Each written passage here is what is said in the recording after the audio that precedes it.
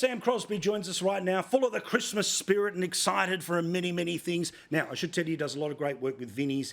Vinnie's is a great charity, and I want people in all of their Christmas stockings and all the rest of it, find a way to back a charity, okay? It could be food bank, it could be anything, but I would say Vinnie's is doing excellent work. So would I. Please find a way to support them. If you can, right? So maybe it's the adults don't give presents and you're just going to give a donation. He's not asking me to make that point. I'm making it on my own.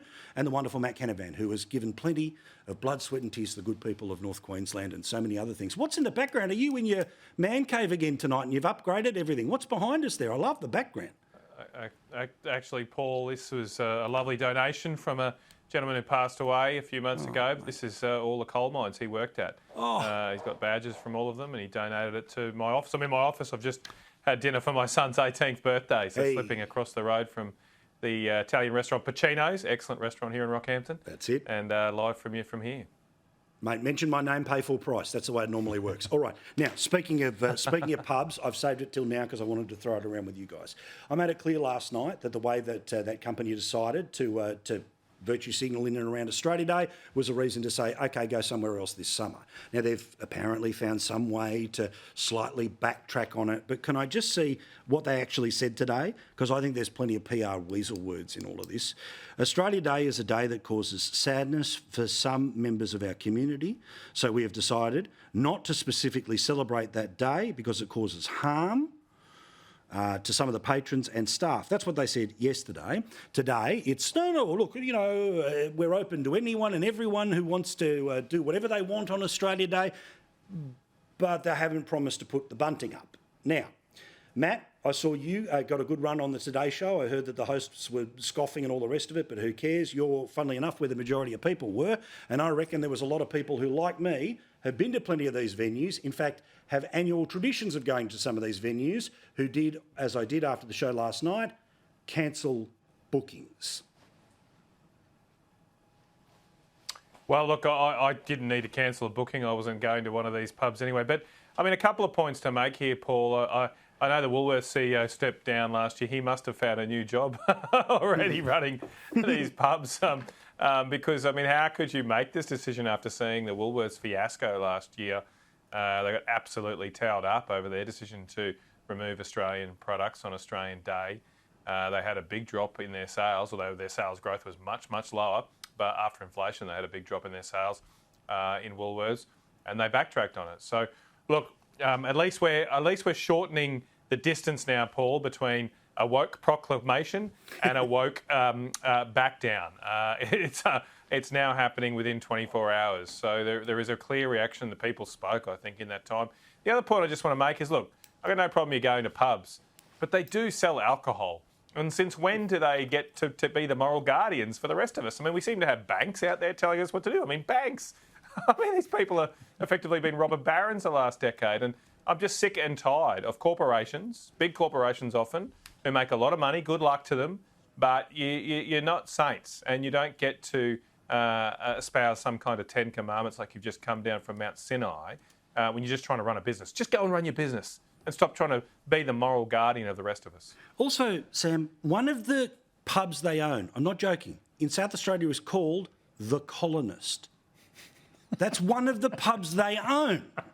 Sounds like Many, a good pub. if not all of the pubs have got poker machines, all right? Yeah. So the whole point is if you want to make your social stands, there's a whole series of things you can do. So that's fine if that's what they want to do. But the whole point is someone in marketing decided to bang this one out nice and early. Presumably someone higher than the marketing person's gone, what's happened in the past 24 hours? But that's the problem, Colonist, right? It's the Colonist isn't doing Australia Day, and the Colonist is still part of their portfolio. But it's the press release, right? Like, I'll be honest, I can't remember any pub that I've gone to if they've got an Australian flag up. You go in, you get your beer, you sit with your mates, you have it, fine.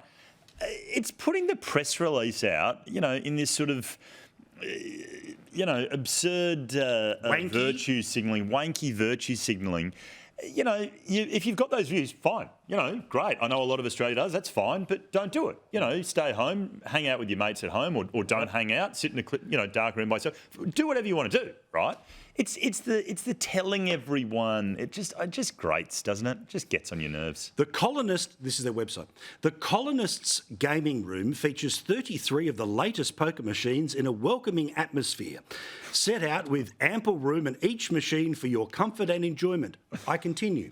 Attention to detail and cleanliness makes the Colonist a destination venue for many who play the pokies.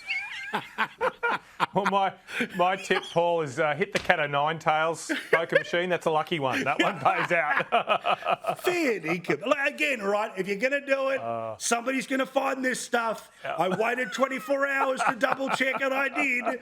But I'm pleased. And then, look, I love the pokies, all right? And you know, Is the Queen of the Nile still culturally appropriate, though? I mean, good point. I don't know. Yes. Mr. Cashman is, not gender neutral. Any others we can mention here? Dollar Store. Anyway, you get the whole point. I'm across the issue rather well. Anyway, it is where it is. Took a little survey of our staff today to go, okay, they've done the backflip. Do we go and rebook? No, 1 year ban for the venue. So a place that I've loved for a long time. No summer for me. Nature positive, Matt. The Prime Minister, I want to make this nice and clear. Over the weekend, people were pretending that this thing's been torn up and disappeared. No, it still exists. They'll reintroduce it to the Parliament if they'd want to. Theoretically, they could get a double dissolution out of it if they really wanted to keep voting against it. And just in case anyone doubts, the Prime Minister yesterday, not in the Parliament, not quietly, yesterday on taxpayer television, he committed the government to the policy of nature positive. Okay, there is a draft agreement, though, and a letter to you that says draft agreement on the top and spells out what that... no, there's not, David. What that admit. Well, I've seen the a draft letter from who? A draft agreement from Tanya Plibersek to the Greens laying out the amendments. Well, there's no draft agreement to me. Just to be clear, you're saying you weren't aware that the minister had written a draft agreement letter to the Greens laying out... Well, we were negotiating through a series of legislation. 45 pieces of legislation went through. Now, Matt, we talked about it before. Give us an idea what this legislation is, because you and plenty of others can campaign on it at the next election. It has not been torn up. It is still their first principle. It is still their intention to make it law. What is it? Well, it's effectively putting the foxes in charge of the chicken coop there, Paul. What this will do will put activist bureaucrats in charge of every project in this country. And so we just saw a small window into that when the current Minister of Environment, who seems to be doing a good job imitating an activist, stopped $1 billion gold mine for because of concerns about a mythical bee. It's not even they're not even an impact on a real bee. It's an impact on a story about a bee. I mean, this is what's going to happen if we let those bureaucrats providing that advice actually make the final decisions, and that's what this bill would do. Now, what's clear here to me is the Prime Minister has pulled a bunch of this stuff, not because he doesn't believe in it anymore, but because he wants to keep his powder dry. He wants to keep his powder dry for a minority government. Correct. It's almost inevitable if Labor is to stay in power.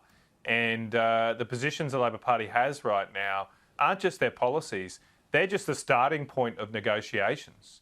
And what the Greens will do to form minority government is take them even further to the left and more radical and more destructive for our economy. And that is going to be what's the real choice before the Australian people at this election. If you vote for the Labor Party, you're going to get a whole lot of scary green policies from behind a curtain that Labor's hiding right now that they'll pull back after the election to offer to the Greens to stay in government. But you won't know what they are. You won't exactly know what the details are if you vote for the Labor Party this time. Now, you're talking about pulling back curtains. Did one of your kids take you to Wicked this weekend? Are you making a little Wizard of Oz reference there? Did you go and sing? You didn't see it this weekend? Yeah.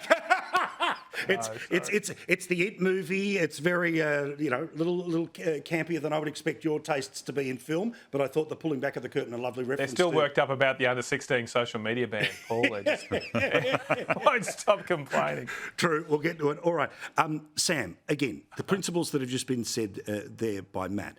Remember, Roger Cook, WA Premier, apparently had problems with this legislation, so much so that he thought it would be a version of his own government and the heritage laws, which, of course, in part helped sink the Voice quickly in Western Australia. Queensland was never going to vote for it, but he has said, please don't do this. Prime Minister doubles down and says, OK, cool, we won't do it now, but maybe later.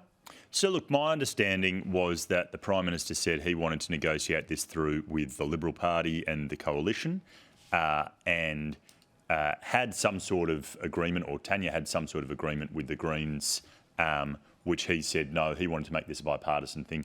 I don't have any information to contradict him on that, and so I'm taking him at face value. And I hope that's right. I mean, in general, I think most Australians would hope that most legislation, especially big things like this, are agreed between the major political parties. Matt, what were the chances you could do a deal on this?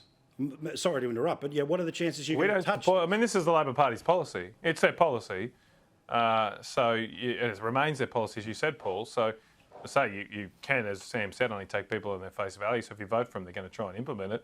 And I think what's worse is with the risk of the minority government might even be made worse.